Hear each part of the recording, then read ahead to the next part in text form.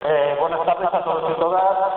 Bienvenidos a este espacio, que es un espacio que está organizado desde un colectivo nuevo que aparece en el distrito, que hemos puesto en marcha desde apenas unos meses y que es el Foro Ciudadano del distrito de Fuencarral del Pardo. Estamos en un espacio también especial, es la Escuela Popular de Adultos del Barrio del Pilar, un espacio que ha estado dedicado al mundo de la educación y la cultura durante 43 años de ocupación, un centro que también nos va a tocar defender porque ahora mismo ha sido adquirido por una inmobiliaria y está intentando ejercer la propiedad sobre este espacio y por tanto entramos en un proceso en el que se intentará desahuciar toda la actividad que ha tenido esta escuela durante 43 años aquí. Así que nuestra presencia esta tarde tiene un doble papel, el desarrollar y apoyar la dinámica de cultura y participación en el distrito y al mismo tiempo el realizarlo en este espacio es un modo también de solidarizarnos con lo que representa y lo que ha aportado durante estos 43 años a este barrio y a este distrito. Así que, hecha esa mínima introducción, deciros que esta tarde el acto que vamos a celebrar cuenta con un invitado especial, conocidos de algunos y algunas, otros la verdad es que es la primera vez que hemos contactado con él. Yo personalmente la verdad es que ha sido una delicia porque son todo facilidades para participar y colaborar con nosotros y además una afinidad de pensamiento que rápidamente según iba diciendo cosas digo sí Antonio, sí Antonio, sí Antonio. Así que tenemos a Antonio Campuzano con nosotros esta tarde. Él es una persona que conoce bien todo el tema de los medios de comunicación, que es el tema que vamos a abordar. Le ha puesto, entiendo que un título realmente provocador, ¿por qué nos mienten tanto? Y de ser el cuarto poder a la voz de su amo, es decir, hay una transformación y ya una propuesta de análisis en el propio título que entiendo que defenderá Antonio y nos ayudará a todos y todas a comprender mejor todo el trasfondo que hay detrás. Él, por lo que me ha comentado, además es una persona con amplia experiencia en todo el tema divulgativo y ha estado 25 años trabajando en formación de profesorado en institutos y en universidad, así que yo creo que vamos a poder disfrutar con él porque seguro que pedagógicamente es una persona que nos ayuda a llegar a comprender los procesos que quiere plantearnos. Así que Antonio, por delante vaya nuestro agradecimiento por contar contigo. Sabemos que estás liado porque tienes la profe, tienes retiro, te estamos llamando desde un montón de sitios, así que gracias por compartir el espacio. Y nada, la palabra es tuya y el procedimiento que solemos hacer es tener una exposición y una segunda parte que abriremos de coloquio y preguntas, intercambio de opiniones con Antonio y entre nosotros mismos, ¿vale? Así que será una cosa abierta en ese sentido. Y nada, deciros que estamos grabando en audio porque todavía no tenemos posibilidad de hacer la grabación en vídeo, ya lo conseguiremos. Y cuando vayamos a hacer luego intervenciones y demás, que sepáis que el audio sí se grabará e intentaremos colgarlo en internet para aquellos compañeros y compañeras que han querido venir esta tarde pero que no ha podido ser y que sí quieren poder compartir esta tarde con nosotros. Así que, lo dicho, Antonio, muchas gracias y te paso el micro. Gracias a vosotros por invitarme. Lo que has dicho en relación con las grabaciones y esto, en internet, en YouTube ya hay una grabación, pero es de una charla anterior. O sea, esta charla ya la he dado varias veces, lo que pasa es que como sigo estudiando el tema, claro, voy modificando cosas y en todo caso el martes, en la charla que voy a dar el martes en otro sitio, ahí sí la voy a grabar y entonces en una semana o así la colgaré en YouTube. Y además la charla esta, más o menos, la tengo en formato de artículo y al final os diré dónde la podéis coger, ¿vale? Bueno, este es un poco el antetítulo de la charla. A últimos de mayo o primeros de junio, el Banco de España hizo un informe de esos que hace por su propia voluntad y que nadie se lo pida cuando le parece. Lo que decía es que la subida del salario mínimo había hecho caer un montón el empleo. Los medios de difusión lo cogieron mal porque si el país dice que fueron 100.000 empleos los que se perdieron, el 20 minutos dice que 180.000, el Mundo que 174.000, Expansión que 173.500, o sea, cada uno ponía lo que le parecía. Entonces Juan Torres López, el catedrático de la Universidad de Sevilla, escribe un artículo en Público que dice: el Banco de España vuelve a engañar a los españoles. Bueno, estos son los argumentos que da Torres López. Él mira la EPA, la encuesta de población activa, y ve que en ese periodo aumentaron casi 500.000, 400.000 personas entraron a trabajar, o sea que no hubo pérdidas. Y además lo pone por edad, de 16 a 19, de 20 a 24, tal, y en todos subió la cantidad de empleados, o sea que no es cierto lo que decía el Banco de España. Y además en el artículo dice que el Banco de España no tiene competencias para decidir medidas de política económica y sí las tiene para el control y supervisión de bancos y fondos financieros. Y eso es lo que él no hace, porque no evitó la quiebra del 2008, que nos supuso 65.000 millones de dólares. Él acababa el artículo diciendo que los informes del Banco de España defienden intereses financieros privados, que sus opiniones son subjetivas, ideologizadas y sesgadas, porque las hipótesis, valores y métodos que utiliza en sus análisis no son correctos. Poco tiempo después, el Nobel de Economía de este año, Nobel entre comillas, porque los Nobel los da la Academia Sueca y esto lo da el Banco de Suecia, no es lo mismo. Y claro, así han dado Nobel a mucha gente. David Carr es uno de los Nobel de este año y precisamente se lo han dado por demostrar que la subida del salario mínimo no repercute en el empleo, no tiene por qué repercutir en el empleo. En un artículo del País de hace un tiempo, los propios inspectores del Banco de España afirman, titulares es un poco ambiguo, dice: los inspectores afirman que el supervisor español y europeo está en manos de la banca. ¿Por qué no pone el Banco de España? No, el País no dice el supervisor, pero el asunto es que no ha funcionado como tenía que haber funcionado.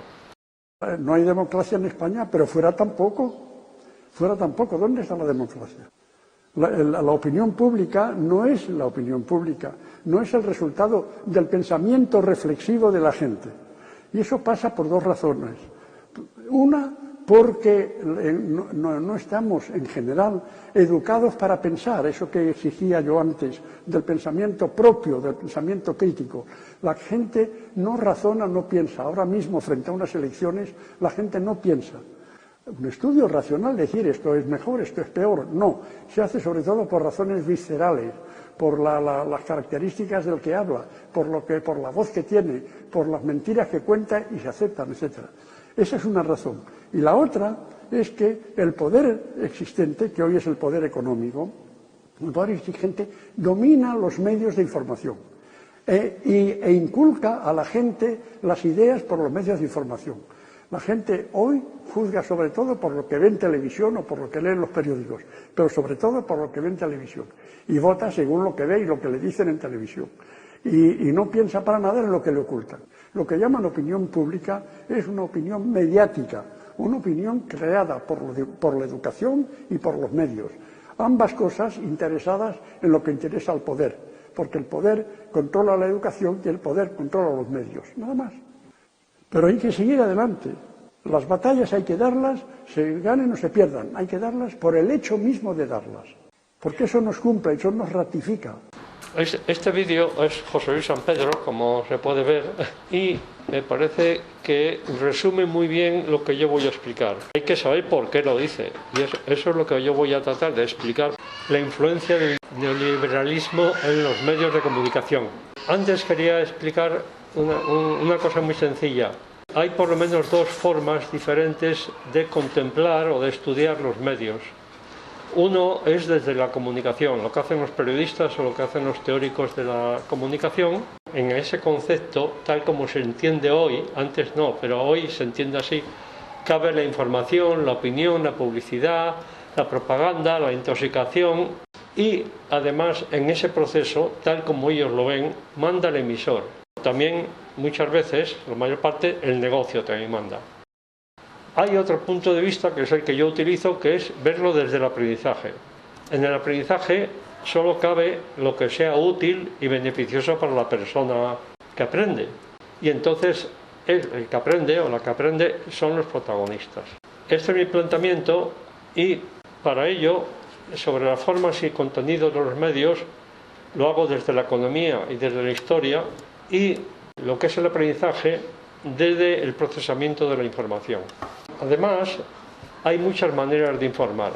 Una cosa es el hecho, o lo que pasa, y otra cosa es la noticia. Las noticias son interpretaciones de los hechos.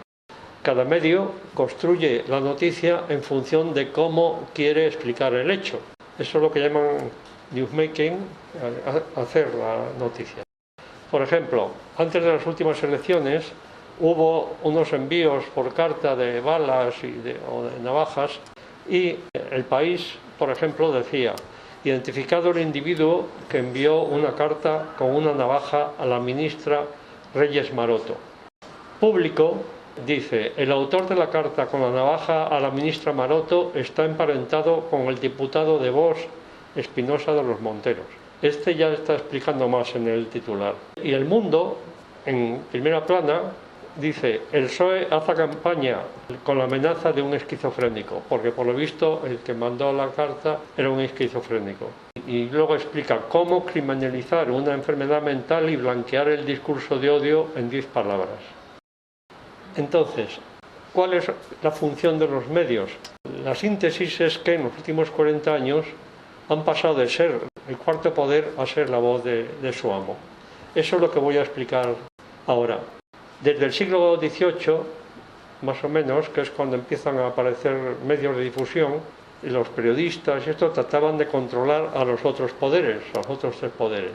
Pero ahora los medios dependen del mercado, de los accionistas, de los anunciantes, de los políticos, y de esta manera la información se convierte en propaganda o publicidad.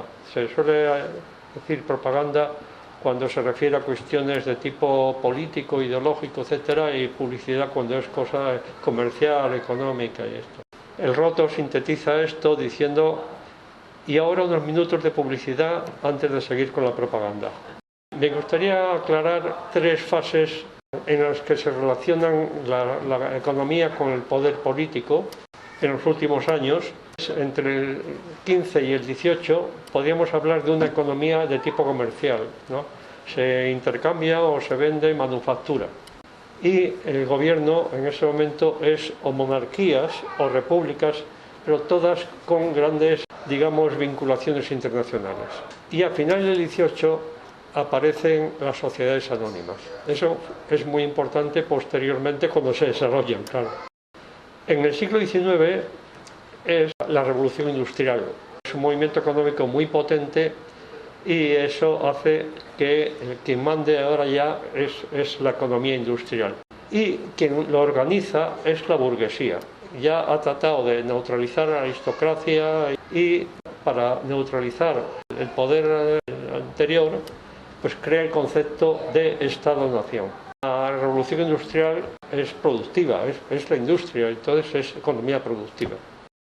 En los siglos XX y XXI, el que manda, sobre todo a partir de la Segunda Guerra Mundial, del 45, es el sector financiero, porque las sociedades anónimas que nacieron en el 18 han ido entrando en todas las industrias y ahora pues mandan ellas, y entonces la economía hegemónica es la especulativa, no la productiva, como era en el 19. Y como el Estado-nación no le viene bien, produce la globalización, lo vamos a ir viendo, para desbordar al Estado-nación. Entonces, lo que vemos es que cada sistema político-económico genera un modelo de medios de comunicación que le venga bien. Por ejemplo, tras la Segunda Guerra Mundial, la derrota del fascismo impone la democracia. Ese periodo, algunas de sus características son la Guerra Fría, significa política de bloques, y la fortaleza de los partidos comunistas, porque sobre todo en Francia y en Italia habían participado muchísimo en la resistencia contra el fascismo. Ahora no estoy hablando de España porque en España no había democracia, seguía la dictadura. Entonces, la respuesta del sistema político-económico a esa situación es la socialdemocracia en el mundo occidental como barrera al comunismo. Y el estado de bienestar, que en economía se suele decir los 30 gloriosos, los 30 años que van del 45 al 75. Aquí acabó la dictadura precisamente cuando acabaron los gloriosos. En ese tiempo lo que se produce es un auge del poder financiero y un lento declive del poder industrial. Y la respuesta mediática es que la democracia exige información, por lo tanto, los medios, cuarto poder. Pero en los años 70 empieza a haber algunos cambios. En los 50, el poder financiero se da cuenta de que la democracia perjudica el negocio. Viene mejor la dictadura porque así hace lo que les parece. Y con ese fin, en 1954 se crea el grupo de Bilderberg, que son los 130 más ricos. Se hace con ocasión de que el plan Marshall, que se había aplicado en Europa, estaba generando muchas protestas, porque claro, si el capital era americano, quería imponer las condiciones laborales americanas, y claro, en Europa siempre ha habido mejores condiciones laborales que en Estados Unidos, ¿no? Esto tiene su punto álgido en los años 60, en Francia con el Mayo francés, que parece que fue un movimiento estudiantil, pero hubo primero un movimiento obrero y de paso salió el estudiantil. Eso está pasando ahora en Cádiz, que ayer mismo se han sumado los estudiantes al movimiento reivindicativo de los obreros. En el 73, Rockefeller, el banquero, crea la trilateral que hoy lo llamamos Davos. Esa reunión misteriosa que hay ahí todos los años. Y desde los 50, en la Universidad de Chicago, se está diseñando un nuevo sistema económico, que es el neoliberalismo, y que se ensaya en los golpes militares de Chile y Uruguay en el 73 y de Argentina en el 76. Este señor es el creador de ese sistema, por eso le dieron un Nobel el Banco de Suecia. Y según él, las únicas funciones del Estado deben ser protección de nuestras libertades contra los enemigos del exterior y los del interior, defender la ley y el orden, garantizar los contratos privados y crear el marco para mercados competitivos. Nosotros lo podríamos decir de otra manera. Cuando dice protección de nuestras libertades es más bien las de ellos, y por lo menos los mercados competitivos han desaparecido prácticamente. Ya estamos viendo los precios de la luz y de los combustibles, que precisamente es porque no hay competición. Se han formado oligopolios que dominan el mercado. Los principios del neoliberalismo podríamos decir que son, lo primero, la propiedad privada es sagrada. Hay que debilitar el Estado para fortalecer al mercado. El Estado se le debilita simplemente reduciendo los impuestos y reduciendo, digamos, sus áreas de actuación, sobre todo en el ámbito económico. Desregular las áreas económicas y financieras porque ellos dicen que el mercado se regula solo. Y, por supuesto, libre movimiento de capitales, no de personas. Juan Torres López a esto lo llama anarcoliberalismo. Marvin Harris, que es un antropólogo muy importante, vio que normalmente los antropólogos estudiaban sociedades antiguas. Y él pensó que por qué siempre miraban hacia atrás, que se podía mirar lo que había allí. Y él, como es americano, pues se dedicó a estudiar la sociedad americana en los años 70. Y en el 81 publica este libro, La cultura norteamericana contemporánea, y para que os hagáis una idea de qué va, os he puesto algunos de los títulos de los capítulos. ¿Por qué no funciona nada? ¿Por qué no atienden los empleados? ¿Por qué menguó el dólar?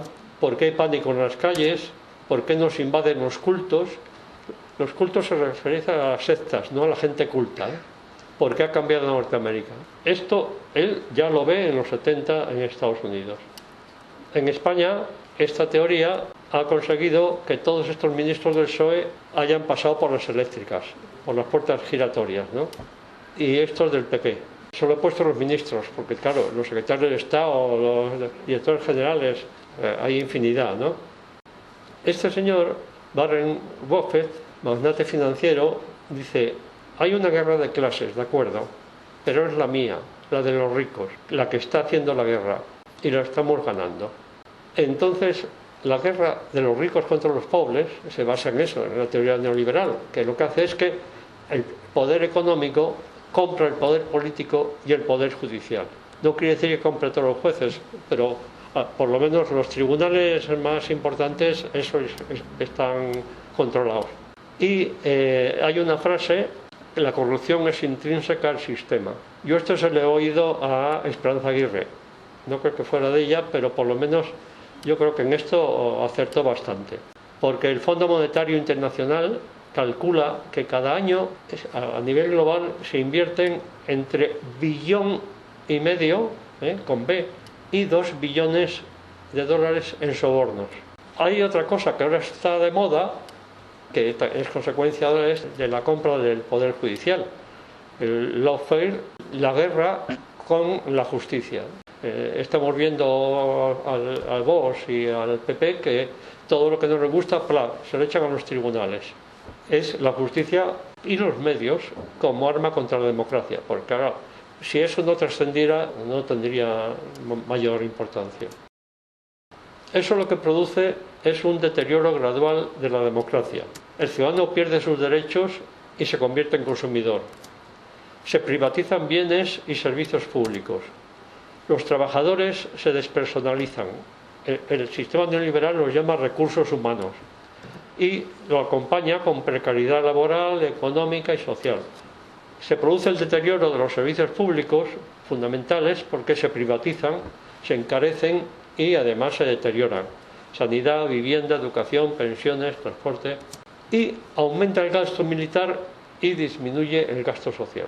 No sé si sabéis, en el límite de déficit que nos impone la Unión Europea, no se contabiliza el gasto militar. No entra en eso. Por ahí se puede gastar lo que se quiera. Sí entra el gasto social, claro. Esto, lo estamos viendo, produce un aumento progresivo de la desigualdad y de la pobreza. Esta foto es de ayer. Este señor, no sé si lo veis bien, lleva la mascarilla, pone no más precariedad. Ese es el resumen de lo que está pasando en Cádiz. Entonces lo que vemos es que el sistema político-económico neoliberal es perverso porque es inhumano, porque pone el negocio por encima de las necesidades humanas, especula con las necesidades básicas. En vivienda lo que produce es desahucios, gente sin casa y casas sin gente, colas del hambre en los países más desarrollados, en Norteamérica es donde más hay. Pero también va contra la vida, porque en el momento que toma la enfermedad como negocio, ya la cosa empieza a fallar. La precariedad está disminuyendo la esperanza de vida. En grandes ciudades como Madrid o Barcelona ya se ve cómo hay barrios que tienen más esperanza de vida que otros en función del medio socioeconómico. El aumento de suicidios que los medios de comunicación ocultan. Está habiendo en este momento una plataforma para empujar a que eso se haga público, para que se pueda ayudar a los que se quieren suicidar. Y, sin embargo, acortar la esperanza de vida beneficia a los fondos de pensiones privadas. Si el sistema es inhumano y contra la vida, ¿cómo ha sido posible su implantación? Naomi Klein escribió un libro que se llama La doctrina del shock. Como su marido es cineasta, también hizo un documental que está en internet, doblado a varios idiomas. Y en el Centro Dramático Nacional este año y el anterior han estado poniendo más o menos lo que del libro en dos espectáculos teatrales. O sea que es bastante conocido. Lo que ella dice es que primero se crea o se aprovecha un shock, que puede ser un golpe militar, una crisis económica, una catástrofe natural, una pandemia, por ejemplo, y con las masas aterrorizadas se aplican medidas que no serían aceptables de otra manera. De esta manera el neoliberalismo lleva a la dictadura. Por algo se ensayó en Chile y en Argentina con los regímenes militares, ¿no? Estos son ejemplos de cómo se ha introducido, de sitios donde el neoliberalismo ha entrado de esta manera. Este sistema es antidemocrático porque pone el mercado por encima del Estado, por la desregulación, por la bajada de los impuestos, etc. Pero, además, crea espacios libres de democracia. Por ejemplo, la Unión Europea. En la Unión Europea nosotros solo votamos a los parlamentarios, pero los parlamentarios ni siquiera intervienen en todas las leyes y normas que da la Unión Europea. El resto no sabemos suponemos cómo se eligen. Entre otras cosas, viendo a quienes ponen entre los españoles. Lo mismo pasa con el Banco Central Europeo, lógicamente. Y además hay otras organizaciones internacionales que promueven esto, como son la ONU, el Fondo Monetario Internacional, el Banco Mundial, la Organización Mundial del Comercio, la Organización Mundial de la Salud. Y aparte de esto, el mundo empresarial, me refiero a la élite, lo que Chomsky llama el Senado virtual, pues se reúnen en Davos y a través de sus instrumentos, que son el Fondo Monetario, el Banco Mundial, la OTAN y la OCDE, por ejemplo, pues expanden esas cosas que ellos quieren que se hagan y los gobiernos las hacen. Aparte de eso, ahora ya no se habla mucho, pero en estos años atrás se han estado haciendo muchos tratados comerciales internacionales. Y en esos tratados internacionales, una cláusula que suele haber siempre es sustituir la justicia normal, los tribunales de justicia, para los disensos entre corporaciones y los estados. Cuando hay conflicto entre una gran corporación y un estado, que eso no entre en los tribunales normales. Se crean unos organismos de mediación privada, con lo cual ya sabemos quién va a llevar a de ganar. Eso en todos los tratados comerciales que se han hecho se ha puesto. Al poner el beneficio económico por encima de los derechos humanos, crea desigualdad económica, social, cultural, política, etc., produce inseguridad, porque la precariedad hace que el que no sepa si va a trabajar más de los 3 meses del primer contrato, pues tendrá que ahorrar lo poco que pueda ahorrar, pero desde luego gastará menos que si no hubiese ese problema. Pero además se fortalecen los aparatos represivos para evitar protestas, porque claro, Friedman ahí hablaba de la ley y el orden y de nuestra seguridad, porque el neoliberalismo lleva al fascismo. Estamos viendo cómo la ultraderecha española está financiada por empresas del IBEX, las grandes empresas. Sin embargo, en el neoliberalismo hay un error básico. Normalmente entendemos que en el mercado hay 2 elementos fundamentales, que son la oferta y la demanda. El neoliberalismo solo se contempla desde la oferta. Ellos tienen una serie de principios que se han inventado y dicen que si tú produces bien, eso se vende. Y claro, ese principio, como la mayor parte de los otros, son falsos, porque, por ejemplo, la empresa crea riqueza. No, la empresa se apropia de la riqueza. Por eso suben los beneficios y bajan los salarios. Si se bajan impuestos a las empresas, aumentará su inversión. No, eso puede ir a los paraísos fiscales o a la bolsa. Lo que pasa es que si no hay demanda, fracasa la oferta. Han ido bajando los salarios con la reforma laboral y la gente ya compra menos y cae la economía y la oferta. Se privatizan los servicios básicos, eso los encarece. Eso quiere decir que los de nómina, nosotros tenemos que pagar también eso y entonces perdemos también capacidad adquisitiva. Si solo paga impuestos el consumidor, en este momento en la recaudación anual de Hacienda, el 84% de esa recaudación viene a ser la de los de nómina, lo de las familias, las corporaciones, las empresas y las grandes fortunas, un 15% como mucho. Si se precariza el trabajo, pues lógicamente se reduce el consumo. Cae el consumo, se derrumba el mercado. Pero además se sobreexplota el planeta porque la oferta trata de expandirse. Entonces se coge lo que sea. Por eso Biden ha intentado dar un giro a lo anterior, al keynesianismo, que es más o menos la socialdemocracia, pero no parece que lo esté consiguiendo. El neoliberalismo lo que es acumulación de capital para unos pocos a costa de los demás. A partir del shock, las armas principales para mantener ese negocio son la guerra económica, que eso lo que hace el Banco Mundial, el FMI, el Fondo Monetario Internacional, la Unión Europea, traducido en paro, precariedad, hipotecas, carestía, de necesidades básicas. La propaganda, que es la guerra informativa, la desinformación. Y eso es el papel de los medios de difusión. Lo que imponen sus dueños es explicar que este sistema es el único posible y que funciona bien, y que esto es una democracia plena. Y además, de paso, si nos atemorizan, pues mejor. Desde ahí todos los dramas que salen en los periódicos y en la televisión. Además, hay una tercera pata, que es la represión. Discreta y ocultada por los medios, pero ahí están las leyes mordaza y la inseguridad jurídica. La justicia como arma de guerra, ¿no? Este es de ayer, me parece. Hay unos que van huyendo y dicen, ¿por qué huimos si los policías también nos sacan las porras? Peor, están inventándose patadas. Ya sabéis de dónde viene esto, ¿no? Ya cayó un diputado. El Roto dice, el periodismo se está convirtiendo en literatura de terror. Y el Roto dice otro día, cuando el miedo es libre, los hombres somos prisioneros.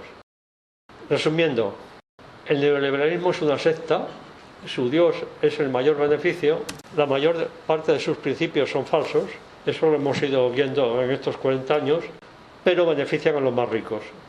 Necesita hacernos creer que estamos en un mundo diferente, la realidad mediática, que además ese es el único camino. Esa es la función de los medios. Muchos economistas son sus sacerdotes, muchísimos economistas, tanto Juan Torres López, por ejemplo, Garzón o otros economistas, se quejan de que en las universidades españolas prácticamente solo se enseña la economía neoliberal. Y yo creo que Juan Torres López es el único que ha llegado catedrático por la otra corriente, que es la economía clásica, la que viene de Smith y pasa por Marx, Galbraith, Keynes. En la universidad no prospera el que no vaya por el neoliberalismo. Eso empezó en Harvard, cuando estaban difundiéndose el neoliberalismo, echaron a todos los profesores de económicas que no se ceñían a esa teoría. Entonces, imaginar cómo está aquí en España el asunto. Los periodistas que quieren medrar pues son los monaguillos. Pero hay una inquisición que es la injusticia y las fuerzas represivas. Porque al mercado le conviene la dictadura. Eso lo dijo Hayek, que es, digamos, el antecesor de Friedman. Eso es una foto de un periódico de hoy, las manifestaciones de Cádiz, y hay una serie de movimientos de izquierda que están protestando al gobierno porque dicen que esas fuerzas represivas se han manifestado de manera desproporcionada. Ahora vamos a ver cómo todo esto se refleja en los medios de comunicación. En los 80 se produce la globalización económica y entre los 80 y los 90 los grandes medios de comunicación tratan de globalizar. Eso tiene unas consecuencias que son, por un lado, la universalización de sus productos. Tienen que tratar de que lo que producen se venda, si no en todo el mundo, en lo más posible. Pero esa transformación empresarial tiene un alto precio económico. Como eso se pone costoso, empiezan a haber concentración de empresas, oligopolización. Que eso, en el mundo de la comunicación, pues quiere decir que hay menos fuentes informativas. Pues, sí, se agrupan. Por ejemplo, esto pasó en los medios españoles. En el 92, A3 Media se fusiona con Grupo Z, el de Interview, y ahí entran Telefónica y el Banco Santander, Grupo Planeta como mayor accionista, se fusionan con La Sexta. En el 92 también empieza el Grupo Recoletos, que son El Mundo, Marca, Expansión, Actualidad Económica y tal. Y a pesar de eso, en el 2013 tienen una deuda de 600 millones. En el 2001, el Grupo Vocentro se forma con la fusión del Grupo Correo, que es la red de periódicos de la burguesía vasca, con Prensa Española, con ABC. Y 10 años más tarde siguen teniendo 122 millones de deuda. En el 2010, Telecinco compra la 4 y la 7. Telecinco es dinero italiano, de la banca Berlusconi. Otra consecuencia de la universalización y la oligopolización es la comercialización.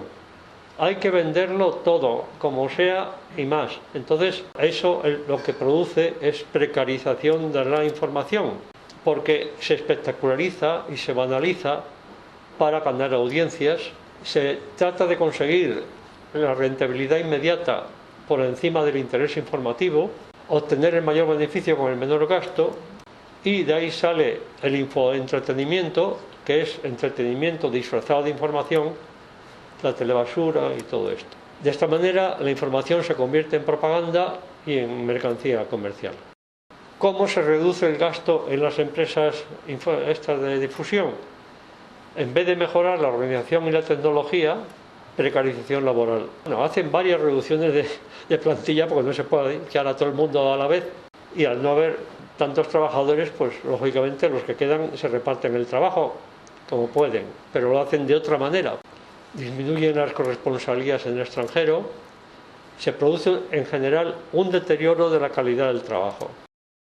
La precarización de la información se consigue con producciones baratas, menos informativos y más tertulias, o por lo menos los informativos llevarlos hacia el entretenimiento, hacia el espectáculo.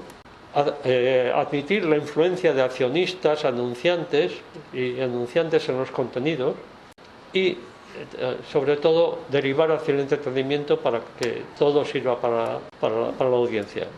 Así los concursos, los talk show, la televisión basura, y por otro lado menos producción propia y compra de programas baratos en el extranjero. A finales de los 90, llegando ya al 2000, es cuando pasa la burbuja que llaman .com, la burbuja de las empresas que se crearon para hacer negocio de Internet y todo ese tipo de desarrollos que explotan en los años 90. Entonces los periódicos y las televisiones y todo se tiene que digitalizar, y eso aumenta el endeudamiento. En el 2008 es la famosa crisis de la burbuja, y ahí, aquí en España concretamente, se desploma la publicidad, con lo cual más endeudamiento, y ya se ve que esa deuda no se puede pagar. ¿Cuál es la solución? Pues que bancos, fondos de inversión, grandes corporaciones, que eran los que tenían esa deuda, la canjean por acciones. Entonces se hacen con el control de los medios. Por eso, de ahí viene todo el asunto de los bulos y las mentiras. Por ejemplo, en Estados Unidos, los dos mayores medios de comunicación, el Washington Post y el New York Times, el dueño prácticamente del Washington Post es Jeff Bezos, el de Amazon, y el del New York Times, Carlos Slim. Carlos Slim tiene también acciones en El País, luego veremos más sobre él.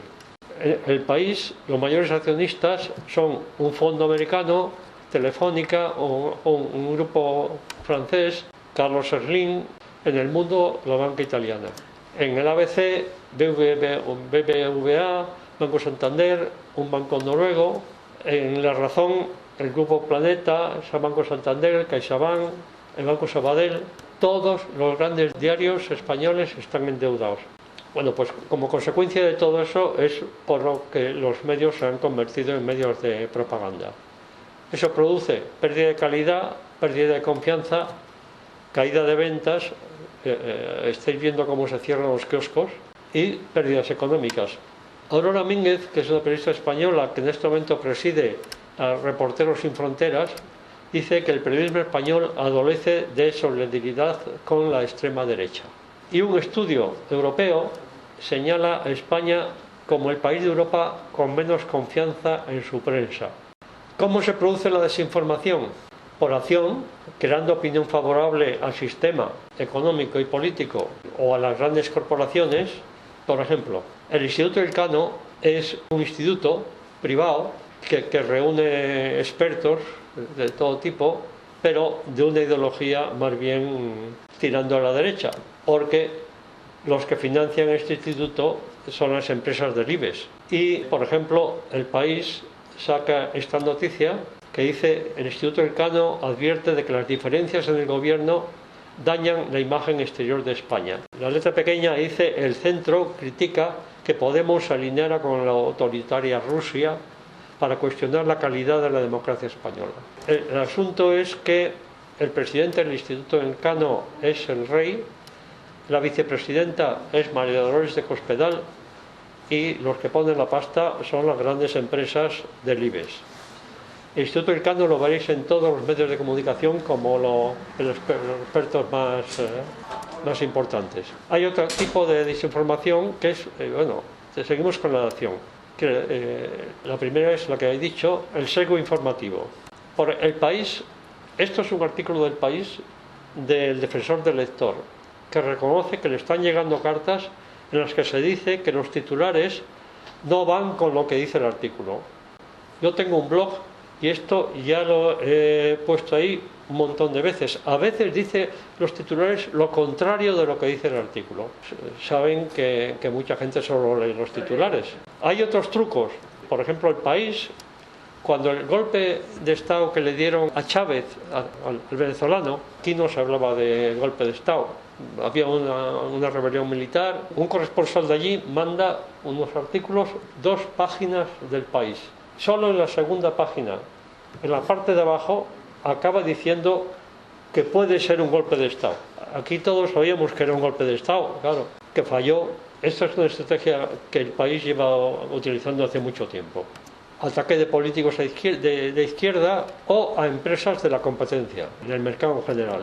Y periodistas que mienten a sabiendas, que podemos llamar ratas mediáticas. Por ejemplo, Villarejo le advirtió al BBVA de que los ataques que le hacía Inda desde su medio OK Diario se debían a que el BBVA no invertía suficientemente en publicidad, que si invertía más, pues ya dejarían de criticarlo. Esto no es nuevo. Hace como 20 años, os acordaréis, en la provincia de Toledo, en Seseña, estaban haciendo una inmensa urbanización que lo hacía uno que llamaban El Pocero, en un sitio que no había agua. El País hizo varios artículos criticando esto, pero un fin de semana aparece dentro del País una separata de 4 hojas a todo color explicando lo del Pocero, y ahí se acabó la crítica del País. Hay otro tipo de desinformación que es por ocultación, ¿no? Por ejemplo, ocultan las malas artes para conseguir los máximos beneficios.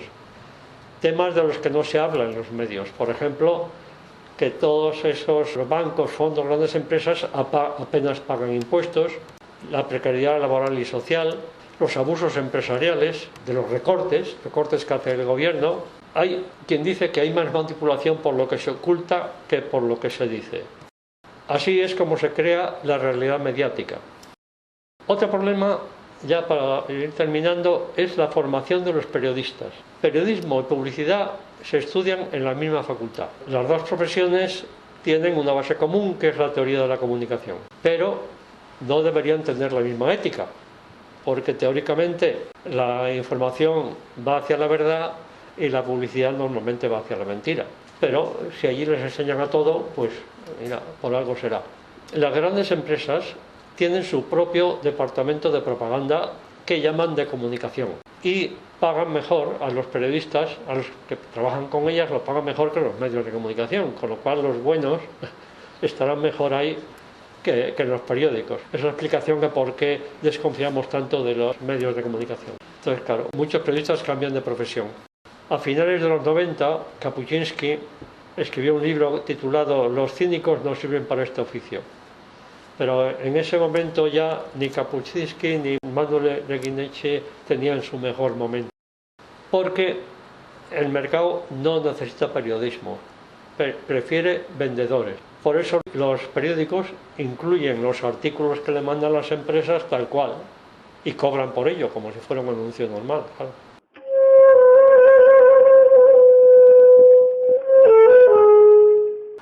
Ahora vamos a ver rápidamente, ya para terminar, cómo esto se refleja en Prisa. En 2015, Amber, que es un fondo americano, el que lo gobierna es azerbaiyano, pero yo creo que nacido en Francia, pues en el 2015 Prisa tiene una deuda de 3.000 millones. En el 17 ya solo pierde 1.000 millones, pero Amber echa de la gerencia de Prisa a Juan Luis Cebrián que era el que lo estaba manejando todo desde la muerte de don Jesús de Polanco, el que llamaban a Jesús del Gran Poder, y pone a Manuel Polanco, que es un sobrino de Jesús del Gran Poder. En el 18, Pedro Sánchez entra a presidir el gobierno y cambia la dirección del país porque el director de Amber piensa que es mejor llevarse bien con el nuevo gobierno y pone a Soledad Gallego Díaz, que es una mujer con mucha experiencia y que todos conocíamos, y la pone directora por lo menos por 2 años. Hay como 2 grupos de grandes accionistas que ahora vamos a ver cuáles son. Por un lado está el de Amber, que es el que ha hecho esos cambios, pero ahora el otro grupo le hace una jugada rara, quita a Manuel Polanco y pone a Javier Monzón. Javier Monzón igual no suena mucho, pero en los años 80, cuando Felipe González era presidente, Javier Monzón era el presidente de Indra, que es una de las empresas de informática y armamento más importantes de España. Es la empresa que controla las elecciones. El sistema informático de las elecciones es de Indra. En ese momento, Indra era una empresa pública y Felipe González la empieza a privatizar. Ahí está de presidente Javier Monzón y le compra al hijo de Felipe González una empresa y le mete a él a trabajar con un contrato blindado. Javier Monzón acaba los 2 años de Soledad Gallego Díaz y no le renueva el contrato y mete a Javier Moreno, que ya había estado antes de director del país y era de la otra banda. En 2019 estos son los mayores accionistas. Amber, que tiene el 29,8% porque no quiere tener el 30%, porque si tiene el 30% tiene que hacer una OPA. Los otros están bastante abajo porque Telefónica 9,44%.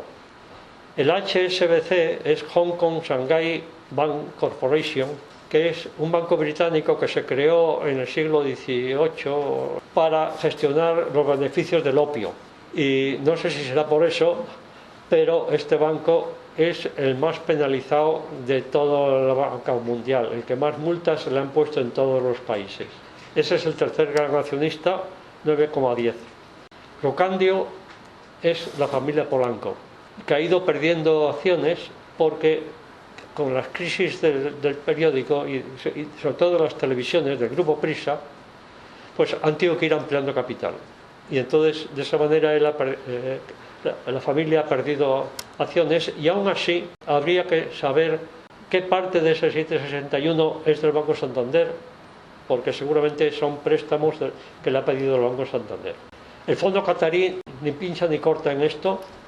Carlos Slim es dueño del New York Times, es muy importante financiero y por ejemplo tiene la Telefónica de México y para él trabaja a veces Felipe González. El Banco Santander teóricamente tiene el 4,14, pero es fácil que haya otros que estén también con el dinero del Banco Santander. Y Carlos Fernández es otro mexicano. Eso es en el 19, en septiembre del 19. Pero en enero del 21 ha desaparecido el HSBC. Le ha vendido sus acciones a Vivendi, un grupo de comunicación francés que es bastante socio de Amber. Con lo cual se desequilibra el sistema porque en este momento, teniendo en cuenta el anterior presidente de Telefónica, Alierta, intervino muchísimo en la economía y en la política. Prácticamente entre él y Emilio Botín manejaban el IBEX 35. Pero el que hay ahora no se ha querido meter en tanto follón político y ha preferido centrarse en la cosa profesional. Entre esos 3, Amber, Telefónica y Vivendi tienen el 48% de todas las acciones, mientras que el grupo del Banco Santander solo tiene el 20%. Por eso, en este momento, este nombramiento que hizo Javier Monzón y bueno, el propio nombramiento de Javier Monzón, el propio director de Amber se pone el de presidente no ejecutivo del Prisa. Y en el 21 el Consejo de Prisa le confirma. Por eso quita a Javier Moreno, al director, y lo ha cambiado este mismo año por Pepa Bueno. ¿Qué es lo que se juega aquí entre estos 2 grupos de acciones? Pues se juegan muchas cosas, pero una que nos afecta es el Grupo del Banco Santander quiere un gobierno de coalición PSOE-PP. Ahí, en ese grupo, es donde está Felipe González, con el mexicano. Y Felipe González acaba de salir del consejo editorial de Prisa, o sea que es fácil que Lord William le haya defenestrado. Entonces, el Grupo del Banco Santander prefiere la coalición PSOE-PP y el otro grupo, como tiene mayoría extranjera, prefiere estar a bien con el gobierno que haya. Ahora le viene bien esto, vamos, no le parece muy mal esto, luego si cambia pues mejor, pero bueno, se arregla así. Mis conclusiones: la gente no es tonta, pero está siendo muy desinformada. La pérdida de confianza en los medios alimenta las redes sociales, que están manejados por los mismos o parecidos a los de los medios. Con esto perdemos todos y ganan unos pocos, los de siempre. La desinformación nos perjudica, eso que esté claro. La solución: esta es la pirámide que yo he diseñado de formación de la ciudadanía crítica. Abajo, la actitud crítica, que es una cosa personal, se tiene o se quiere tener o no se quiere, eso cada uno allá él. En el segundo, el derecho a la información de calidad, que es un derecho constitucional, es de los muchos derechos constitucionales que no se cumplen, entonces tendríamos que reivindicarlo en grupo, porque no vamos a ir cada uno a pedir que cambie la Constitución. Esto es digamos, sería una reclamación de tipo político, ¿no? En el medio está lo que yo considero que es lo más importante. Yo lo llamo criterio sobre la realidad. Es, de los temas candentes, tener buena información. Como eso no nos lo dan los medios, por eso hemos empezado a hacer estas charlas el año pasado en Vicálvaro y luego pasaron a Fuencarral también, y ahora han empezado también en la Prospe, y si aquí queréis seguir, pues estupendo. El criterio de la realidad es los temas fundamentales de cada momento, los temas candentes, digamos, explicados por expertos.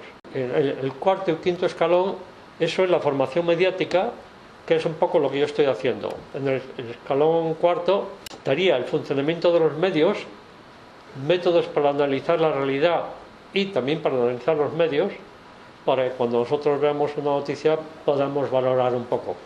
Lo más importante es saber el motivo de la noticia, pero claro, también a veces si conocemos la propiedad de los medios y tal, sabemos qué intereses tienen.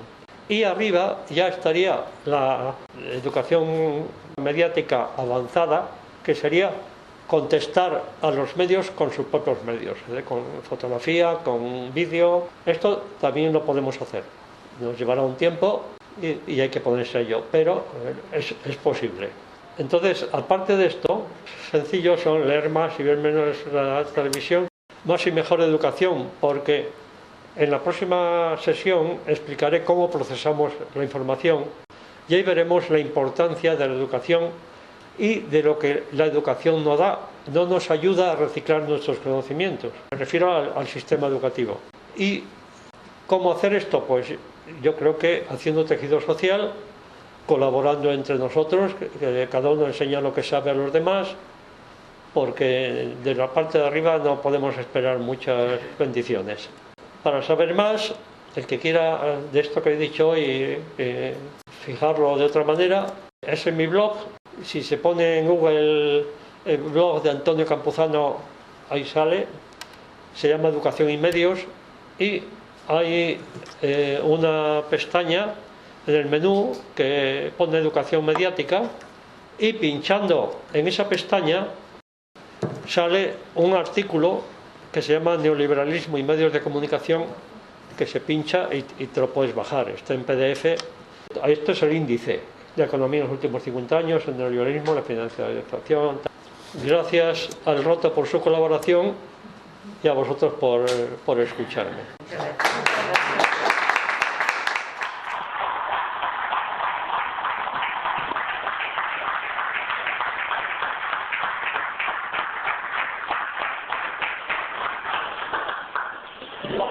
Bueno, pues muchísimas gracias, Antonio, por la aportación que has hecho, que me parece que ha sido una aportación extensa, bien fundamentada que nos permite luego hacer una crítica de cosas que habitualmente se hacen así como muy de soslayo, pero con todo el recorrido que nos has hecho tenemos base para poder apoyar bien las críticas que hacemos a veces, ¿no? Si os parece, abrimos ahora un breve espacio de diálogo con algunas cosas que queráis plantear, preguntar. Piden por la palabra Francisco, Fidel y Cora. Francisco.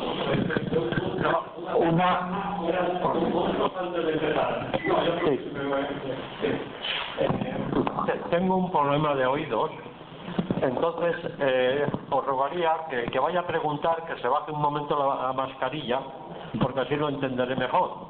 Y si lo hace un poquito fuerte, mejor. No, bueno, por el micrófono no. ¿Se oye bien con el micro? Vale. Ese es más bien de voz fuerte. No, que decías que el país está en bancarrota o está... Pero yo veo que el periódico El País está lleno de prensa, más que El Mundo, y más que está lleno de hojas y está lleno cada día. Sí, es que el país... ¿Ahora? Sí. Es que, claro, el país forma parte de Prisa y han hecho malas inversiones. Se metieron en las televisiones. Recordar, la primera televisión de pago fue la de Prisa, que claro, en Estados Unidos había triunfado, pero aquí no, porque lógicamente en Estados Unidos hay un montón de millones de gente que todavía habla inglés, y aquí pues se habla español pero poca gente, y encima que quiera pagar por eso. Han hecho muchas inversiones, sobre todo en el campo de televisión y tal, que han fracasado, y entonces de ahí vienen todas las deudas. El periódico sigue, el periódico como periódico no está, sigue vieja, Pregunta que si el periódico como medio, si es solvente el periódico. No, el periódico no es solvente, que va. El periódico es que pasa otra cosa, que con el auge de internet, la digitalización y todo esto, los periódicos en papel pues son muy caros. O sea, la producción del periódico en papel es muy cara, y además la gente lo compra menos, porque además mucha gente se va a las redes sociales o a los digitales, aunque también el país tiene digital. Pero es que el país tiene, digamos, unos condicionamientos económicos muy fuertes por parte del capital americano. Hace poco respetable, a mi modo de ver, al país, que todos los días en el periódico suele haber más información sobre Venezuela que sobre China, mientras que China es uno de los principales potencias mundiales, ¿no? Pero claro, a los americanos no les interesa mucho que haya información sobre China, porque en estos momentos se están viendo sobrepasar por China, y al fin y al cabo de lo que no se habla como que no existe. Entonces, yo fui muchos años suscriptor del país, y al final me quité porque no podíamos ver la información de los países latinoamericanos, porque Prisa tiene negocio en casi todo. Por ejemplo, en Sudamérica, quizá el país que peor trata los derechos humanos es Colombia, porque allí es que asesinan periodistas, asesinan líderes de izquierdas, pero el país no se mete con Colombia, porque entre otras cosas compró Radio Caracol, que era la mayor red de Colombia, y ha puesto la televisión también. Se mete con Venezuela, con el país de al lado, que tendrá sus cosas, pero no incumple tanto los derechos humanos como Colombia, ¿no? O sea, entonces, claro, si miras el país con un poquito de esto, es que te cuentan unas milongas y encima pagárselo, pues. Está Fidel, luego está Cora y luego Carlos. No sé si alguien más ha pedido la palabra. Pues que me ha gustado mucho la charla, pero Ponte el micro para que te pueda oír. sí, que me gusta mucho la charla. En cuanto a cómo están los medios en España al servicio del sistema, es claro. Vamos, basta coger la televisión, un jubilado por la mañana, lo que dice Antena 3, lo que dice es una obviedad, evidentemente, que la has explicado tú perfectamente, o sea que está muy clara. Ahora, la cuestión que habría que preguntarse, y que ha quedado algo en lo que tú has dicho, hay una cosa que me gusta mucho, que es el miedo que nos meten en el mensaje a perder las virtudes del sistema. Es muy curioso que ahora, por ejemplo, en el mismo Madrid, las autoridades de la comunidad proclaman como máxima suprema la libertad. Entonces nos quedamos todos embrujados con la libertad. ¿Por qué es que la libertad frente a qué? Frente a una cosa que, según mi modesto modo de pensar, la izquierda se ha perdido. Ha perdido porque la izquierda está intentando defender unos paradigmas que son muy buenos, y yo los firmo ahora mismo, pero se ven y están proyectados por los medios de comunicación como un sistema en el cual atenta contra la libertad. Sería el estado de bienestar, que lo que hace es impone unas normas estrictas para que nosotros no podamos tener libertad de movernos económicamente como queramos y tal. Y eso, desgraciadamente, no solamente le dan capital, es que muchos trabajadores están en esa dinámica. Han conseguido venderles ese sistema. El sistema de sustituir unos valores de izquierda por unos valores del neoliberalismo. Y entonces cuando dices algo intentas defender, oye, que es mejor la solidaridad, que es mejor que todo el mundo viva un poco mejor a una costa de los ricos. Resulta que el propio trabajador dice, uy, no, porque me van a quitar a mí una serie de cosas. O sea que lo que habría que, el fin de la izquierda y de los medios de comunicación, en este caso sería intentar eso descabezarlo. Es decir, que eso es una falacia. Y saber vender un ideario que sea atractivo y que suplante a esos ideales que ha conseguido meter. Eso es indudable, el sistema neoliberal. Y está todo el mundo impregnado. Porque si no, a poco que pienses, quien más que menos todo el mundo sabe que los medios de comunicación están al servicio del neoliberalismo. Mucha gente lo sabe. Sin embargo, no reacciona. ¿Por qué? ¿Está acabando la pregunta? Yo por eso no voy a hacer una reflexión. O sea, que es completando lo que te has dicho. Tú has apuntado muy bien a que una de las formas que tiene el sistema es, de alguna forma, metiendo miedo. Mete miedo, tú lo has dicho en momentos determinados. Eso es una cosa importante. Ya quiero contestar alguna cosa antes de pasar a la siguiente pregunta. Espera un momento. Si tanto banco y tanto fondo de inversión están financiando deuda, es porque crean opinión. Entonces, es cierto lo que tú dices, de que mucha gente se lo cree, claro.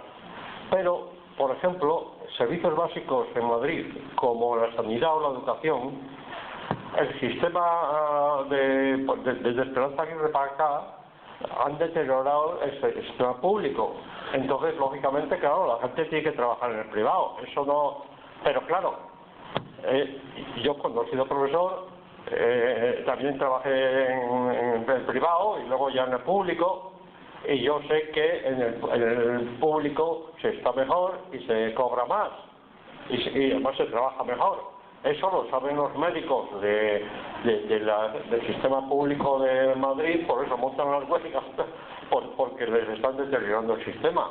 Pero por ejemplo, en los años 80, cuando, digamos, antes de la llegada de la LOSE, la Ley de Educación, la de Felipe González, se aspiraba a que la educación en España se financiara más o menos con el 6% del PIB. en este momento se financia con el 4,2 y Madrid es el que menos dinero per cápita invierte en educación y en sanidad. Entonces, lo que la gente, si la gente piensa una cosa u otra, claro, es eso. Pero también, por ejemplo, en este momento sabéis que la Unión Europea, Borrell está predicando un ejército para la Unión Europea, pero el impulsor fundamental es Macron. Claro, Francia es el país que tiene mayor industrial de la industria armamentística. A principios de este siglo, hacia el 2004 así, ahora no sé la cifra, pero en ese momento el 80% de los grandes medios franceses pertenecían a dos de los grandes industriales armamentísticos. Uno es el de los Mirage, los aviones, y el otro es el de los Leopard. O sea, claro, ¿por qué invierten las empresas armamentísticas en dinero de pérdidas? Bueno, pero es que es propaganda. Es que si consiguen convencer a la gente, pues hay otro beneficio. Ahora sí. ¿Me oyes bien? ¿Sí? Sí, te digo bien, pero no existe. Sí, bueno, yo creo que voy a intentar vocalizar muy bien porque tengo lo de la mascarilla, no puedo quitármela cuando estamos con tantas personas. Pero tampoco tengo, a lo mejor para ti, demasiado que interesante. Primero agradecerte cómo has sintetizado todo. Y me encantaría que pudiéramos disponer de tu presentación porque está muy sintetizada. Es un placer haberte escuchado y entonces por la parte que me toca, pues agradecerte toda la explicación que nos has dado y cómo lo has sintetizado, ¿no? En cuanto al liberalismo y la libertad que han vendido y siguen vendiendo y cómo es en la Comunidad de Madrid, ¿no? Como nos la han colado, sigue estando muy vigente. Entonces, me ha gustado mucho cuando has mencionado pues a los grandes de alguna manera, que son los que han ganado las guerras mentales, ¿no? Como el Milton Friedman y sus cachorros, tanto en América como en Sudamérica, Kapuscinski, que es el nuestro, ¿no? Que es el ídolo, el maestro de los maestros, de los periodistas, y la influencia que ha tenido actualmente la doctrina del shock con Naomi Klein. Pero me ha faltado, no sé por qué, a lo mejor no le has dado importancia, pero a mí me parece que sí que lo ha tenido, el segundo libro más vendido en Estados Unidos, que es La Rebelión del Atlas. ¿Sabes qué? La Rebelión del Atlas, que es la Biblia de la economía estadounidense. Es el segundo libro más vendido después de la Biblia. Y es que con Friedman fue el bombazo a nivel brutal en Estados Unidos del neoliberalismo, de una escritora rusa, filósofa, fincada en Estados Unidos, y con este libro fue la gran revolución. No sé si alguien lo ha leído o tiene conocimiento, Felipe, a lo mejor, ¿no? Entonces era por preguntarte, ¿no? Porque fue el tándem perfecto, ¿no?, para el neoliberalismo en Estados Unidos y el boom, a nivel comunicación y a nivel lavado de cerebros.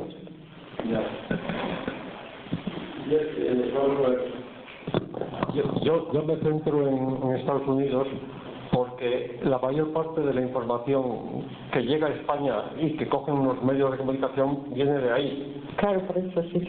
Entonces, yo lo que quiero es que la gente entienda que los medios aquí no se están portando bien. No, claro. Y entonces tratamos de que la gente se entere de la verdad pues con estas charlas perdona, y que son además muy interesantes y muy necesarias. La gran pregunta, por lo que a mí me toca también, porque trabajo en comunicación, es decir, ¿cómo podemos romper el sistema? Es decir, porque los periodistas estamos absolutamente atados de pies y manos. Es decir, lo que tú decías, cantidad de periodismo, es que es imposible, es decir, ¿cómo podemos romper el sistema desde abajo de la gran mayoría de periodistas que hoy se están muriendo literalmente de hambre, grandes plumas, ¿vale? Esa es la gran cuestión, porque lo demás es muy interesante, son datos de conocimiento que son fundamentales para poder arrancar y para poder accionar, ¿no? Pero la gran pregunta, y donde nos bloqueamos, sí, me parece, es en ese freno de el cómo podemos romper este sistema y cómo podemos comunicar y difundir cuando incluso Internet, que la gran pregunta también otra de ellas, que todavía es libre, todavía, entre comillas, ¿no? Entonces, el cómo podemos hacer, si tienes alguna idea, ¿sabes? En tus conocimientos. Sí, vamos a ver. La forma radical, o sea, ir a las raíces de resolver esto es más democracia, o bueno, democracia por lo menos, porque la desregulación que ha conseguido el neoliberalismo ha deteriorado la democracia y ni siquiera podemos reclamarlo. O sea, entonces hay que pedir más democracia, es decir, participación de los ciudadanos en las decisiones de gobierno. La gente que tiene un cierto nivel cultural no le cuesta tanto enterarse de la realidad, porque yo como me dedico a esto, más o menos en ficción, pues por ejemplo, yo me informo, lo primero, en los libros digitales, como son mucho más baratos de gestión de producir, pues ahí sí que hay diarios independientes, claro, pero la información de los diarios no es muy útil, porque es muy de hechos, muy de cosas concretas, y casi nunca entran en las causas ni en las consecuencias. Yo como me informo, mejor me informo o bien por informes, lo que llaman informes, por ejemplo Oxfam sobre el mundo de la economía saca todos los años varios informes, y esos son bastante solventes, aunque aquí Oxfam sea de los jesuitas y tal, pero son bastante equilibrados. Y, por ejemplo, yo también encuentro muchas cosas importantes, por ejemplo, en Internet, buscando ponencias de congresos universitarios. Los trabajos que publican los profesores de universidad generalmente están bastante bien, pero los que se presentan al congreso suelen estar mejor porque ahí se van a discutir. Entonces, vamos a ver, lo fundamental es saber seleccionar la información, tener los criterios para ello, para lo cual hace falta un nivel cultural medio. Ahora, si no, la gente que no tiene ese nivel, lo que hay que hacer es una educación mejor que le proporcione ese nivel. Y también, ya que la Constitución nos dice que tenemos derecho a una información de calidad, que se castigue a los que mienten. O sea, pero ese es el problema de la democracia.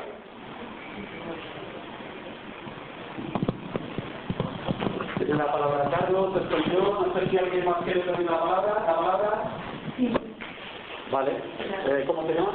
Estrella. Pues Carlos, luego voy yo y Estrella. Muchas gracias por tu información, que es apabullante, de verdad. Pero hay una cosa en la que creo que el sistema está llegando a más todavía. Sobre que tú estás hablando evidentemente de la desinformación, pero la desinformación está llegando al punto de intoxicación total. Y voy a poner un ejemplo de intoxicación de unos medios que tú nos has nombrado, que son Antena 3 y La Sexta. Este fin de semana pasado, me parece, en Valencia, se hubo la reunión esta de Yolanda con Ada Colau, etcétera, etcétera, y hubo mucha gente que se quedó fuera. Entonces estas personas, Yolanda, Ada Colau y alguna más, salieron a agradecerles y a darles las gracias por haber apoyado incluso desde fuera. Y entonces hay una serie de imágenes que se ven claramente en la que ellas están haciéndose fotos con la gente y demás, le están aplaudiendo, le están dando las gracias, y eso aparece en un vídeo y se ve perfectamente. Ahora bien, ese mismo momento además se puede reconocer porque están hablando al lado de un local que tiene echado el cierre y en el cual hay una pintada muy curiosa. Ese mismo momento lo recoge la Antena 3 y la Sexta mostrando las imágenes de lejos. Se ve perfectamente el cartel con el logo que aparece en el cierre del local ese, o sea que es el mismo momento, en el mismo lugar, pero de fondo se están escuchando pitos, abucheos de camioneros, etcétera, etcétera, que los habían llevado expresamente allí para eso. Y entonces, lo que transmite Antena 3 y la Sexta son que cuando estas personas salen a la calle son abucheadas, cuando la realidad es justamente la contraria. Entonces, ante eso, ¿qué podemos hacer? O sea, es que estamos absolutamente indefensos. Y ya no hablo de gente que podamos estar acudiendo a charlas de este tipo, en la cual, pues más o menos, se nos abre la mente, etcétera, etcétera. Pero es que la gran mayoría de la sociedad está bebiendo de esa intoxicación. Entonces, ante eso, ¿qué podemos hacer?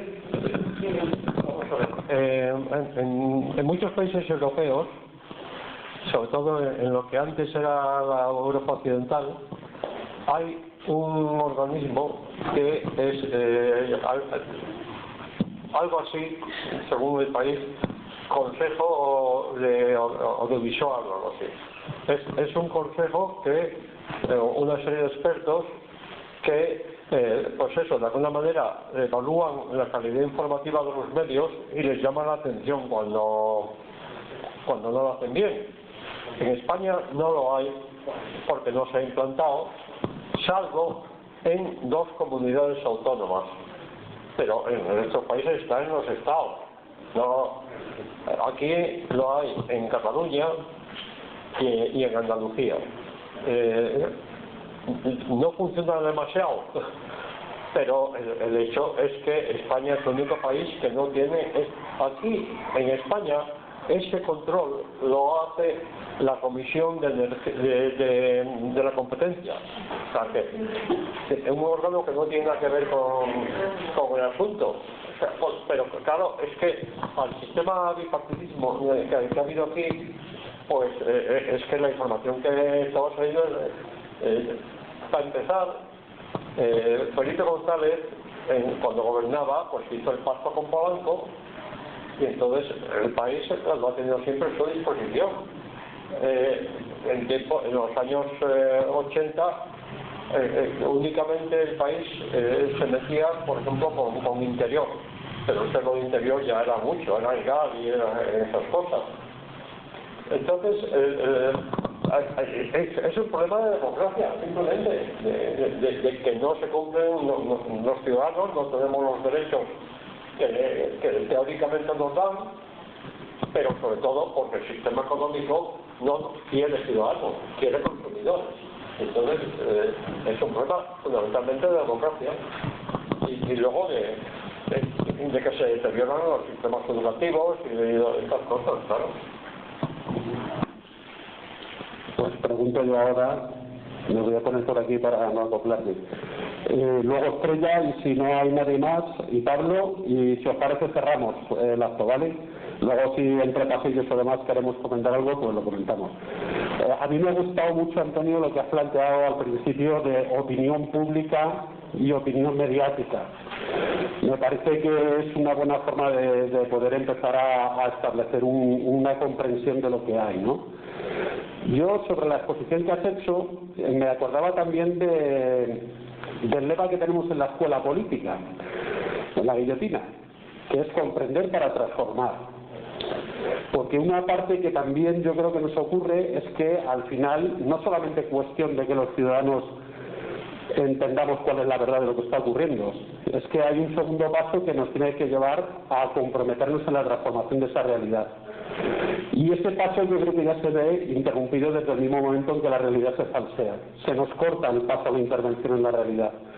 Por tanto, ya no solamente es un problema de comprensión, es un problema de capacidad de transformación de la realidad porque nos cortan las alas. Entonces, esa dimensión transformadora me parece que es radical también para poder comprender la pasividad de unas sociedades que van viendo cómo se deterioran sus condiciones de vida y no reaccionan, ¿no? Y yo te iba a preguntar también por otro tema que me parece también que es clave. Antes de ayer estábamos más de 20 asociaciones debatiendo sobre cómo se iba a hacer una contracumbre de la OTAN. Ya sabéis que vienen en junio aquí a España. Y la cuestión es que, aunque se tenga mucha información, uno de los problemas es que estamos habituados muchas veces a que nos informamos de forma individual.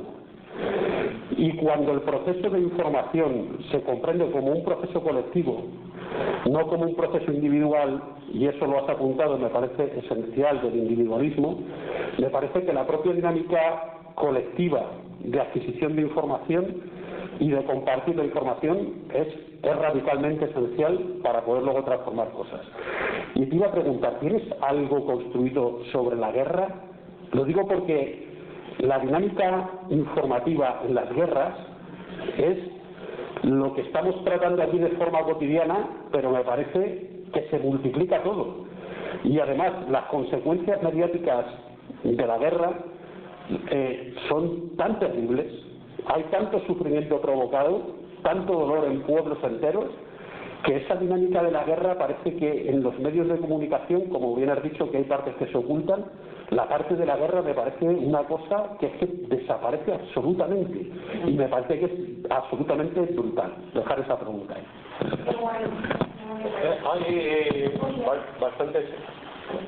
Hay bastantes estudios de tipo universitario sobre cómo se hacen las guerras y cómo antes de la guerra hay campañas de prensa, digamos, primero para demonizar al enemigo y segundo para ver que es imprescindible hacer esa guerra, que no se puede hacer de otra manera.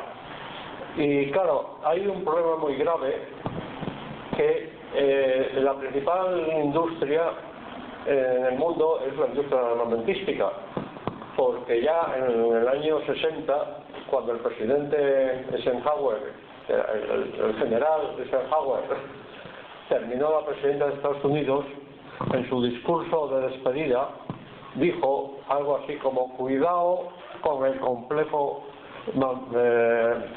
industrial armamentístico, porque ese complejo puede acabar con la democracia.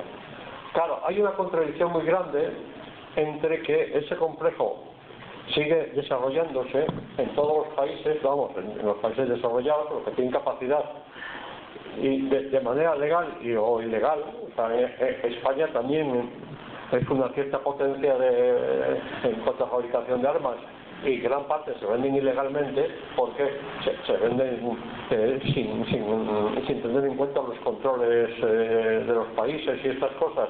Porque está prohibido vender armas a países en guerra, y el Yemen se está haciendo con armas españolas. Pero la contradicción tremenda, a mi modo de ver, es que ese complejo industrial armamentístico, que es tan tremendo, por un lado pierde vigencia en cuanto que la guerra informativa es mucho más importante, porque a veces las armas no se pueden utilizar. O sea, porque que el declive que hay en Estados Unidos, en otra ocasión anterior, lo habrían cargado bombardeando China, pero no pueden bombardear China porque la mayor parte de las industrias en China tienen capital americano o francés o alemán o lo que sea. Entonces las armas tradicionalmente llamadas así cada vez son menos útiles, porque la globalización económica las ha hecho impracticables, pero se siguen fabricando y hay que venderlas, con lo cual hay que originar conflictos en diversos sitios para poder consumir ese género. Claro, eso por un lado, pero por otro lado, fundamentalmente, pues lo que hemos visto en Francia está clarísimo. O sea, la mayor parte de los medios de comunicación las tienen dos en industrias armamentísticas, porque ellas son las que más necesitan crear opinión. Entonces, claro, una de las cosas fundamentales del capitalismo y del neoliberalismo es, digamos, ensalzar la individualidad. O sea, lo de Ayuso ya es demasiado. O sea, yo hago lo que me da la gana y me voy a tomar cañas o lo que sea. Claro, tampoco hay que ponerse así, pero el capitalismo fomenta el interés personal, porque dice que el mercado ya va luego apañando esto y ha tenido la cosa. Pero claro, eso se ha visto que no es cierto. Entonces, el problema mayormente yo creo que es, pues, el problema es el que ha dicho José Luis Artell al principio, que eso sin democracia pues no se puede solucionar. Entonces, por eso yo apuesto por el tejido social, porque si se hace el tejido social acabará teniendo opinión. Para esto la opinión, pues como en otras cosas, hace falta una masa crítica. Si no hay esa masa crítica, no está ya en asunto. Entonces, yo así es como, no sé si he contestado.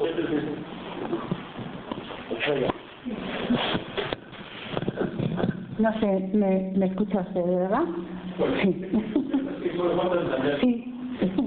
Muchísimas gracias por su charla, me ha parecido muy relevante, sobre todo por la presentación, haciendo una cronología político-histórica, social, para conocer y saber en este momento cómo nos encontramos. Tenemos que verdaderamente saber de dónde venimos, ¿no? Eso como principio. Pero es simplemente una curiosidad que yo quisiera. Todos estamos de acuerdo en que la información está muy sesgada, que no tenemos que leerla con mucha crítica y consultar otros medios de comunicación para comparar y para saber. O sea, creo que eso más o menos lo tenemos casi todas las personas que estamos aquí y lo hacemos diariamente para informarnos, ¿no? Entonces a mí ahora mismo se me ocurre pensar en estas plataformas que han salido de periodistas como independientes o no sé qué, no sé cómo se llama exactamente la formación, porque es una cosa internacional, los que están investigando los papeles de la Caja de Pandora, los papeles de Panamá, todas estas, las que son como una agrupación internacional de periodistas e investigadores, ¿no? Esto que nos financia, porque muchos de ellos, creo, me parece, también forman parte de los medios de comunicación que estamos viendo también, porque yo le oí decir, pues yo formaba, no sé, es simplemente una curiosidad, porque ya sabemos que los lobbies y todo esto lo que hacen, ¿no? Pero claro, como esta información es tan relevante a veces, ¿no? Y que pues digo, bueno, ¿esto quién les financia? ¿O quién son? ¿O trabajan por libre? O yo qué sé. No sé si usted podría... Es una curiosidad, simplemente. No he entendido algunas cosas, ¿puedes concretar que...? Lo que yo quisiera saber es que estas plataformas, por ejemplo,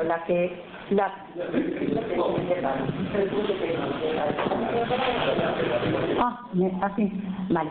No, que estas plataformas en las que trabajan estos periodistas que investigan los papeles de Panamá o la Caja de Pandora y todo esto, si son, ¿cómo se financian? O cómo, porque no creo yo que trabajen, o sea, teniendo en cuenta que algunos de ellos, porque lo he podido comprobar, también pertenecen a los lobbies mediáticos que usted ha hecho mención, como a Tres Media, como este, como otro. Entonces me queda ahí esa dicotomía de decir, bueno, a ver qué pasa, porque la información es muy buena, está clarísimo que todo el mundo está viendo pues todo lo que está saliendo, pero a ver, ¿quién paga esto, no? O cómo, ¿qué hay detrás de todo esto? Muchas gracias. Claro, está Wikileaks, ¿no? Hay una organización internacional que nace en los países nórdicos, que son los que han tenido siempre más democracia y dinero, y por ejemplo el caso de Assange, que le quieren machacar porque no por lo que haya hecho, sino porque quieren pues dejar claro que al que coja esa línea lo destruye. Entonces, en Estados Unidos, siendo tan grande y haciendo tanto dinero, hay muchos grupos independientes que no... Y entonces de ahí, a veces incluso en televisión española ponen algún documental de ese lado que son muy interesantes. O sea, España tiene una economía más reducida y entonces a veces nos cuesta entender esto, pero también hay que tener en cuenta que aquí hemos salido de dictadura no hace mucho tiempo, entonces y los crímenes de dictadura todavía no se han castigado.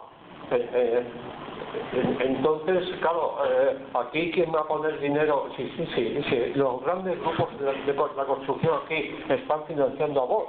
O sea, pero en otros países sí que hay dinero para esas cosas, claro. Pues Pablo y cerramos.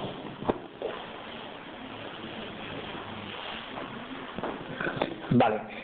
Muchas gracias a la Guillotina en primer lugar por organizar este tipo de actos en el barrio y gracias a ti por la explicación que me ha parecido que son fundamentales este tipo de actividades. ¿Se me oye bien? Sí, vale. Nada, yo más que pregunta era como un poco reflexión en torno al barrio en sí, ¿no? Cómo podíamos revertir un poco esta situación desde lo concreto. Porque bueno, yo participo en un centro social de aquí del barrio que se llama La Piluca y también tenemos este tipo de debates y de cómo llegar a más gente, ¿no? O sea que al final nuestras actividades se reducen a un grupo, pues eso, muy reducido, valga la redundancia, y no conseguimos que nuestro mensaje llegue mucho más allá. Yo, reflexionando en torno a esto, también creo que la gente no está informada y en primer lugar creo que no existe, ¿no? Lo que has comentado tú antes, ya se ha perdido un poco la identidad de clase que había antes de clase trabajadora, ¿no? Antes, tampoco es idealizarlo porque no sirve nada idealizar en momentos pasados, pero sí que creo que antes había pues más gente que militaba, ¿no? Que participaba y en torno a esto se construían, ¿no? esas organizaciones, las organizaciones políticas, las sindicales, las asociaciones de vecinos, pues tenían sus boletines, ¿no? Que llegaban a los afiliados y al final tenía mucha más repercusión en el barrio. Y yo creo que es fundamental no volver a lo mismo porque no se puede repetir las mismas cosas, pero sí que creo que los militantes, los activistas de los barrios tienen que, más que estar encerrados en sí mismos, ¿no? Pues que está muy bien este tipo de actividades, pero sí que sería ideal, ¿no? Sería lo ideal, yo creo que la gente del barrio que nos movemos tuviéramos nuestro medio de propaganda, de comunicación, en el que nos uniéramos todos y todas y salir a la calle con ese medio de comunicación a difundir nuestras propuestas e informar a los vecinos con nuestros propios mecanismos y no dejándonos llevar por medios que se dicen de izquierda, que bueno, con lo que ha dicho Carlos, La Sexta, al final ya has dicho un poco quién está detrás de estos medios de comunicación. Y nada, reiterar muchas gracias y eso. Vamos a ver.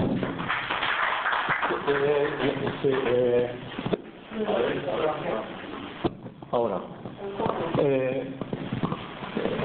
la pirámide termina cuando nosotros tenemos herramientas para crear opinión, porque no, nosotros tendríamos que defender la nuestra y eso se puede hacer. Hay que ponerse a ello. Tampoco estaría mal que todos esos grupos que hay por ahí desperdigados nos fuéramos coordinando un poco y creando sinergias. Este tinglao que estamos montando se creó hace 2 años o 3 como consecuencia de los foros locales de Madonna Carmena. En las mesas de cultura, la mesa que coordinaba, la interdistrital, de ahí es donde ha salido esta idea. Y claro, con aquellos foros y tal, había bastante facilidad para coordinarse, pero todo eso se lo ha tratado de cargar Almeida, y en gran parte lo ha conseguido, y en este momento, teóricamente, como se cargaron los foros, también la interdigital, pero los que estamos allí dijimos que eso es cosa suya. Nosotros vamos a seguir trabajando y entonces en este momento la principal reivindicación que tenemos es que en Madrid hay 91 centros culturales, que llaman los centros culturales de proximidad, están en los barrios, y lo que queremos es que la ciudadanía participe en la gestión de esos centros, sobre todo en la programación, porque en este momento en Vicágola, por ejemplo, no nos dejan hacer estas charlas en los centros culturales. Y claro, en muchos más sitios tampoco. ¿Y por qué estamos pagando con nuestros impuestos esos centros y luego resulta que ellos hacen con ellos lo que les da la gana? Y si no lo venden a un fondo buitre, pues tampoco se ve tan raro. Entonces, el asunto es que nosotros estamos tratando desde la interdigital de hacer una plataforma por una cultura ciudadana de proximidad, porque, bueno, por otro lado está la cultura general y tal, pero por lo menos Madrid es muy diferente, muy heterogéneo en cuanto a sus barrios, y lo lógico es que en cada centro cultural la gente de ese barrio de alguna manera promueva la cultura que quiere, no que se pongan todos la misma, pero eso que lo digan los propios ciudadanos. Estamos siempre con el problema de la democracia. Entonces nosotros desde la Interdigital queremos hacer una plataforma pidiendo ayuda a otras entidades de otro tipo. Por ejemplo, hemos hablado con el Teatro del Barrio y claro que nos apoya, y entidades de estos tipos para en un momento dado formar esta plataforma y plantar de cara al ayuntamiento pero cuando tenemos cierta fuerza. Muy bien. Bueno, pues si os parece cerramos aquí el acto. Agradecemos, Antonio, tu aportación. La verdad es que ha sido una gozada compartir contigo esta tarde. Amenazamos con llamarte porque ya sabemos que tienes un blog con más charlas, entonces ahí queda la amenaza. Seguiremos ese trabajo que estáis comentando de poner en marcha iniciativas de grupos que empiecen a trabajar estas cosas y tengan continuidad. Lo que ha salido ahí, que ha aportado Pablo también, de que tenemos que romper la fragmentación tan tremenda en la que vivimos insertos, es ahora un elemento esencial, y por tanto todo lo que sea aglutinar capacidades, fuerzas y demás, yo creo que es una batalla que todos y todas tenemos que recoger, ¿vale? Así que eso, os seguiremos.